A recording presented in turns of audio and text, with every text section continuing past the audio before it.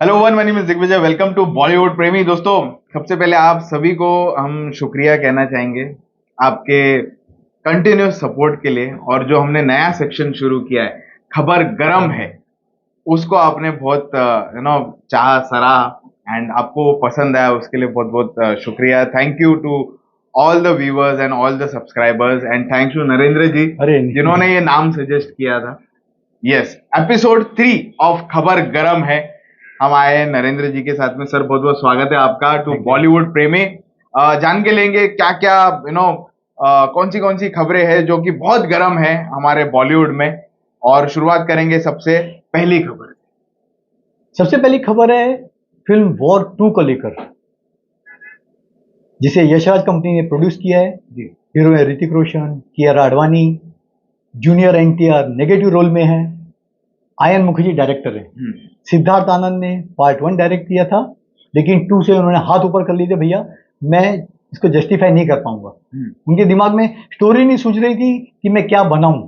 खैर, रानी मुखर्जी ने सजेस्ट किया आयन मुखर्जी का नाम, जो उनके रिलेशन में लगते हैं। लेटेस्ट खबर गरम ये है कि फिल्म के काफी हिस्से, specially action scene, Aditya Chopra को पसंद नहीं आए और बोलते हैं इसकी रीशूटिंग होगी। अब इसकी रीशूटिंग कब होगी, कितना पोर्शन रीशूट करेंगे, क्या पुष्पा का इतना हैंगओवर है कि भैया एक्शन को एक नए लेवल पे दिखाया जाए। इन्हीं बातों से लगता है कि जो 14 अगस्त की डेडलाइन है पिक्चर की, वॉर की, वो क्या पूरी हो पाएगी। उसमें लोगों को डाउट है कि शायद पिक्चर रिलीज 14 अगस्त को ना हो पाए। अगर हुआ तो बहुत हड़बड़ी में शूट करेंगे, इसको एडिटिंग करेंगे और रिलीज करेंगे। तो फिलहाल एक क्वेश्चन मार्क है वॉर 2 की रिलीज पर। दूसरी खबर पे आएंगे सर। कौन सी है ऐसी गर्मा गर्म? ये देवा को लेकर है सर। देवा, शाहिद कपूर की देवा, जो 31 जनवरी को रिलीज हो रही है। सबसे पहले इसको बना रहे थे वासु भगनानी जी। ओके, पूजा एंटरटेनमेंट। जब 2013 में मुंबई पुलिस रिलीज हुई, बड़ी हिट हो गई, तो इस फिल्म के डायरेक्टर हैं रोशन एंड्रयू। उनको भोला मालवीया, जो एक समय अरशद वारसी के सेक्रेटरी थे, उन्होंने रोशन को मिलाया वासु जी को कि भैया सब्जेक्ट बहुत अच्छा है, आप फिल्म बनाइए लेके। उन्होंने बाकायदा राइट्स खरीदे, लेकिन कंडीशन ये रख दी कि इस फिल्म में जो हीरो का रोल है उनका बेटा जैकी भगनानी करेगा। ओके। अभी जैकी भगनानी आपको पता है कैसा दिखता है। वापस पुलिस के रोल में एकदम मिसफिट नजर आता था। फिर काफी जद्दोजहद के बाद फिल्म के रीमेक राइट छोड़े उन्होंने, और फिर बाद में कैसे अभी 10 साल के लंबे गैप के बाद ये फिल्म आपको 31 को देखने को मिलेगी। शाहिद भी तो मिसफिट ही लग रहा है। सर शाहिद, वरुण, ये सब जैकी भगनानी सब एक ही, पता नहीं इनको सीरियस रोल ऐसे देते क्यों है। क्यों नहीं मैच्योर आर्टिस्ट को दें जिसको रोल जचना चाहिए। ये प्रॉब्लम है सर हमारी इंडस्ट्री का। बट जिसको जो है चिपका दिया, जिसकी डेट खाली है डायरी में, चल भाई शाहिद खाली है, शाहिद को ले लिया, अरशद खाली है, अरशद को ले। ये दिक्कत है सर इंडस्ट्री की हमारी। ओके, तो ये हुई खबर दोस्तों देवा की। आते अगली खबर पे। अगली खबर को है लेके बोनी कपूर को लेके। बोनी कपूर पिछले आपको पता होगा कि नाग वंशी और बोनी कपूर में काफी एक डिबेट में प्रोड्यूसर्स पैनल बिठाया था रंगन भारद्वाज ने अपने चैनल पे। वहां पे नागवंशी बोनी कपूर को बात भी नहीं करने दे रहे थे सर। सर बोनी कपूर कुछ भी हो, एक बहुत सीनियर मेकर है सर। आज इंडस्ट्री में ऑलमोस्ट 40-45 साल हो गए, बड़ी बड़ी फिल्में दी हैं। आप एक टुटपुजिए मेकर से बोनी के प्रति ऐसा रवैया की एक्सपेक्ट नहीं कर सकते सर।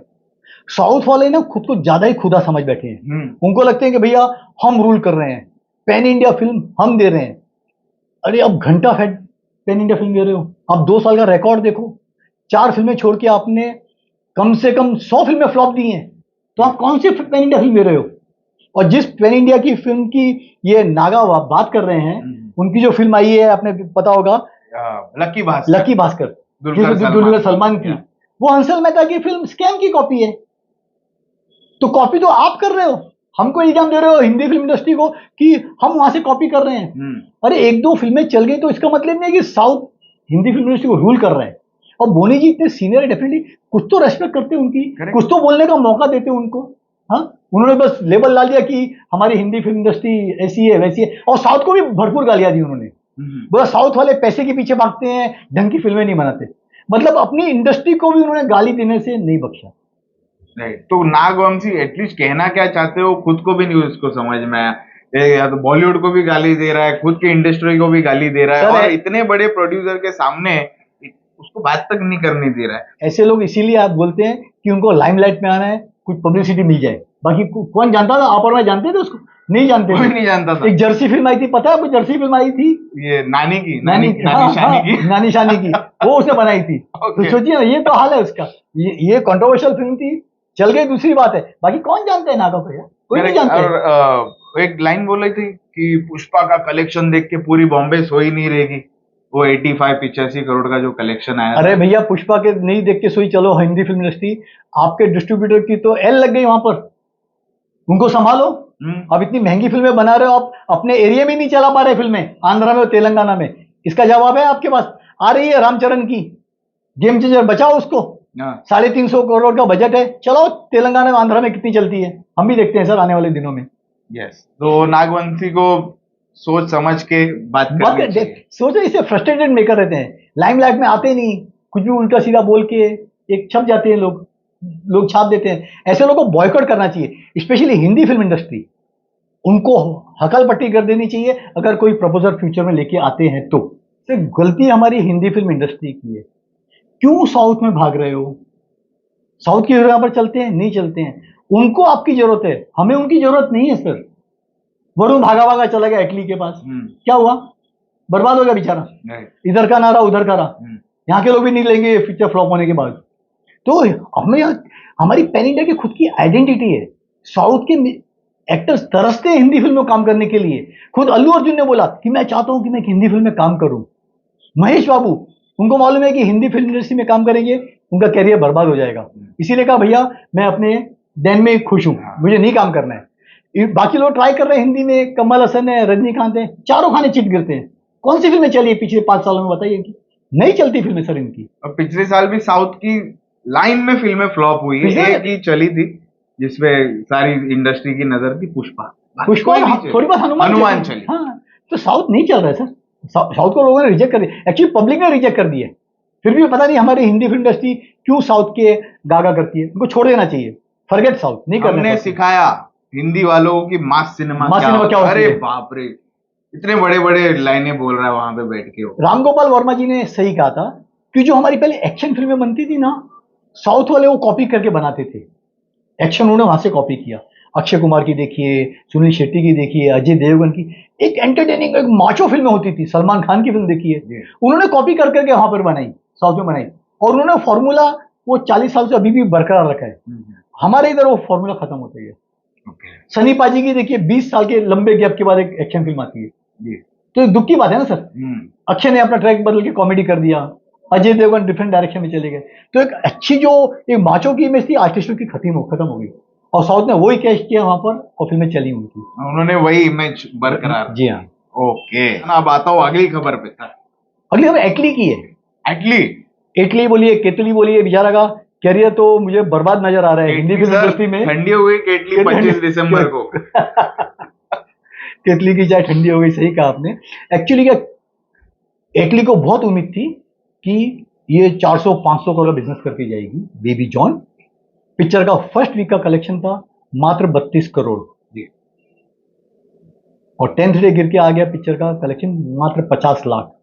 तो 40 करोड़ भी फिल्म लाइफ टाइम नहीं छू पाएगी। हाथ में आएगा मेकर को मुश्किल से 15 लाख। पिक्चर बनी है 180 करोड़ की।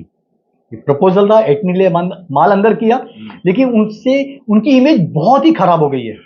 कहते हैं कि जो नेक्स्ट प्रोजेक्ट था उसमें थे सलमान खान, साउथ के बड़े हीरो, कुड बी रजनीकांत, एक हॉलीवुड के बड़े एक्टर की उम्मीद थी, और एक कोरियन एक्टर। एक बड़े लेवल पर 500-700 करोड़ की एक्शन फिल्म बनाने की प्लानिंग थी। लेकिन बेबी जॉन के खत्म हो जाने के बाद बॉक्स ऑफिस पर यह फिल्म संभवतः शायद बंद हो जाएगी, क्योंकि जो मेकर्स इसके पीछे उन्होंने हाथ खींच लिए, बोला हम एटली पे ऐसी बेहुदा फिल्म देखकर नहीं लगा सकते पैसा।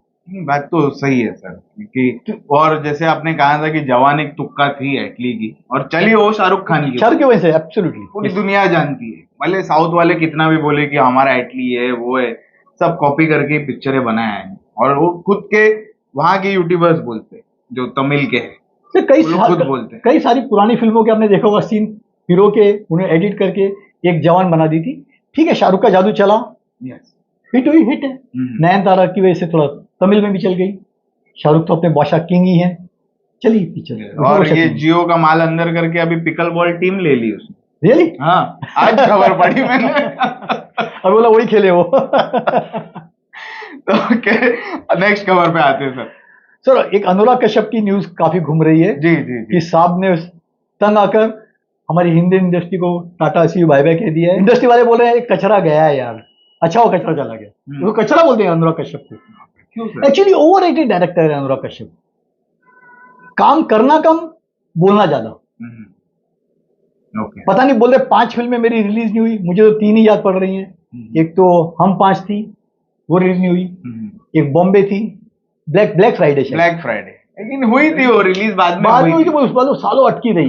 और लेटेस्ट कैनेडी पिक्चर, हाँ, जिसमें सनी लियोनी है, इंटरनेशनल पॉर्न स्टार, सोचिए उसकी फिल्म नहीं बिक रही। आपके शो में ने कहा था, बोलते हैं कि लास्ट कांस फेस्टिवल में 15 मिनट का इसको स्टैंडिंग ओवेशन मिलता, लॉन्गेस्ट स्टैंडिंग ओवेशन। अभी अनुराग कश्यप उसी मेकर की माहौल कर रहे हैं, कैनेडी की, उसी को लेके फिल्म घूम रहे थे, ऑस्ट्रेलिया, मेलबोर्न, किधर किधर नहीं घूमे वो।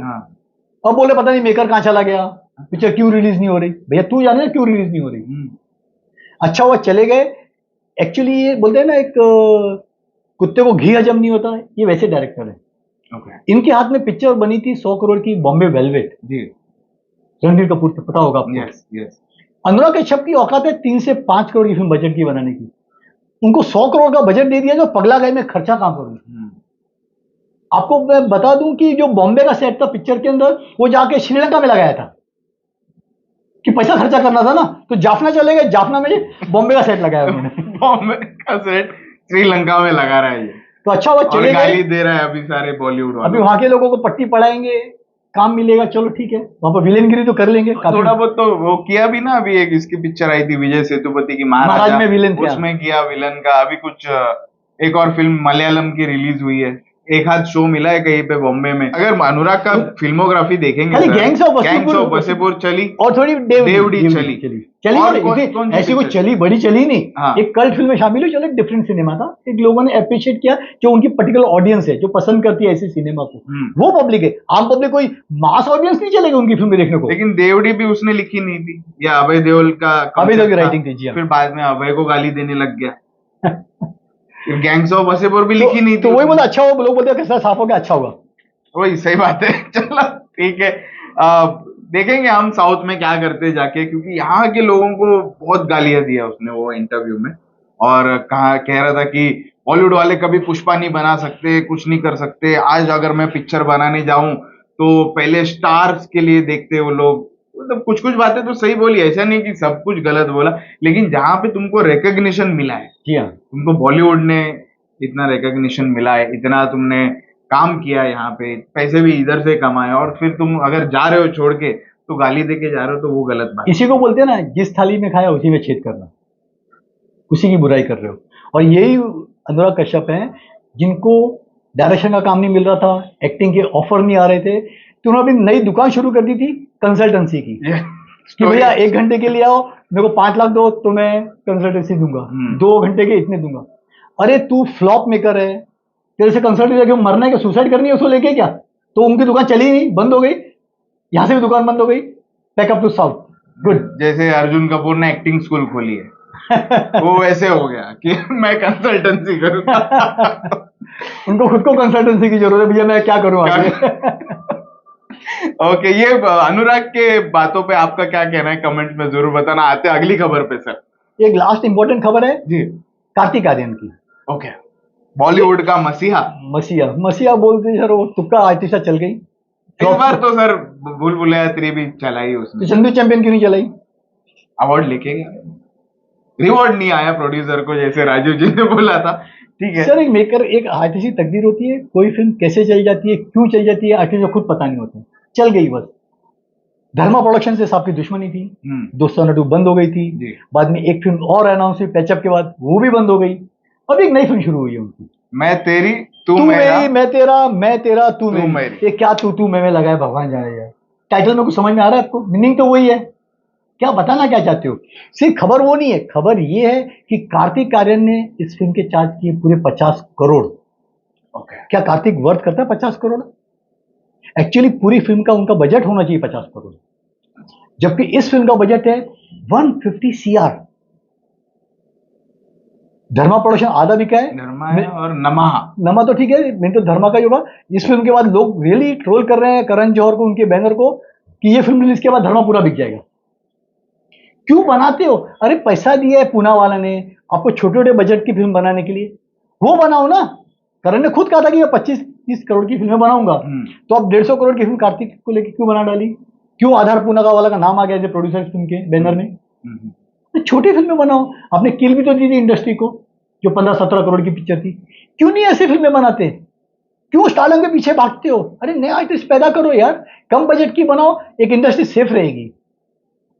कार्तिक आर्यन के भी दिमाग 7वें आसमान पर आज की डेट में, जहां वापस 2-4 फिल्में फ्लॉप आई, सब वापस नीचे आ जाएंगे, ये तो दुनिया जानती है। ये तो हो गई खबरें। अब सर बॉक्स ऑफिस कलेक्शन पे मैं थोड़ा जानना चाहूंगा कि जो पिछले 2-3 हफ्ते में जो पिक्चर आई थी पुष्पा के बाद में, कैसा रहा परफॉर्मेंस बॉक्स ऑफिस? सबसे पहले तो सरप्राइज फिल्म रही मार्को। यस। मार्को ने लोगों को इतना शॉक दिया कि उम्मीद नहीं कर सकते थे कि फिल्म चलेगी भी कि नहीं। फर्स्ट वीक का कलेक्शन था पता है, मात्र 30 लाख। हिंदी का। ओके। वैसे तो वर्ल्ड वाइड केरला में थोड़ा अच्छा केरला से किया था उसने। हिंदी में उनको उम्मीद नहीं थी, चलो जैसे फैशन है ना, चलो यार बाकी लैंग्वेज में रिलीज कर दो, तमिल तेलुगु में 5-5, 7-7 लाख डबिंग आ जाता है, कम से कम वो वस्तु निकल के आ जाएगा। उन्होंने ऐसे रिलीज कर दी। 90 स्क्रीन लेते खाली पैन इंडिया, 90 खाली, can you believe it? 90। First week का कलेक्शन था मात्र 30 लाख। सेकेंड वीक में पिक्चर का कलेक्शन हुआ मोर देन 4 करोड़, 4 सीआर। सोचिए, सेकेंड वीक। और स्क्रीन काउंट जो 90 थे 1300 से भी ज्यादा हो गए। This is called word of mouth. Yes. Exhibitor को लगा कि वरुण धवन की पिक्चर डब्बा जा रही है, अनिल शर्मा की फिल्म वनवास को चली गई है, उन्होंने वो सब शो कैंसिल करके शो दिए मार्को।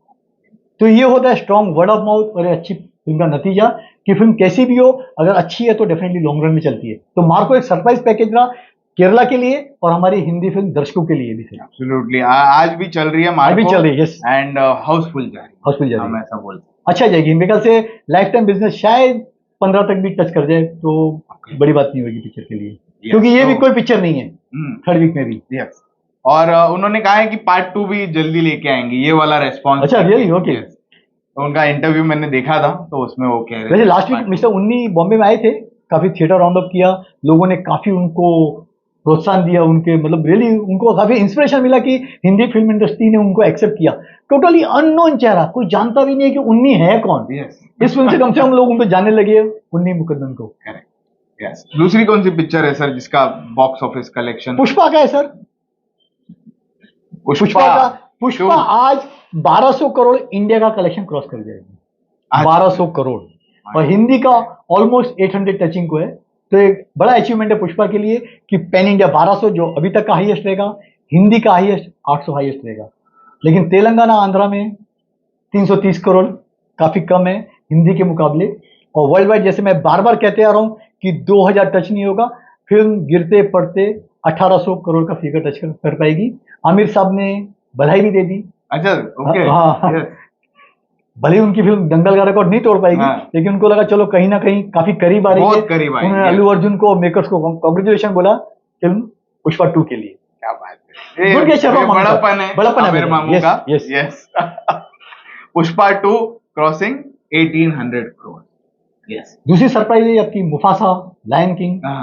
जो लोग हीरो को रिजेक्ट करते हैं, उन्होंने एनिमेटेड शेर चीतों को पसंद किया। फिल्म का बिजनेस ऑलरेडी क्रॉस हो चुका है 106 करोड़, 100 करोड़ क्रॉस कर चुकी है। शायद 20-25 करोड़ और ऐड होगी, 125 करोड़ फिल्म का लाइफ टाइम होगा, जो काफी अच्छा फिगर है हॉलीवुड की पॉइंट ऑफ व्यू से। यस।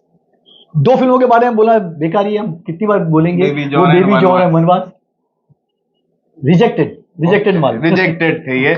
दोस्तों, बॉक्स ऑफिस कलेक्शन पे भी हमारी बातें हो गई एंड ये सारी खबरों पे हमने बातचीत की है। इन सारी बातों पे आप लोगों का क्या कहना है कमेंट सेक्शन में जरूर बताना। एंड अगले एपिसोड में हम हमारे दूसरे एक्सपर्ट को भी लेके आएंगे साथ में, राजीव जी के साथ में एंड नरेंद्र जी के साथ। और वो जो 4th एपिसोड रहेगा हमारा, खबर गरम का। खबर गरम है, और भी गर्मा गर्म खबरें जरूर लेके आएंगे। नरेंद्र जी, आपको मैं थैंक यू बोलना Thank you. चाहूंगा for your precious time. Thank you.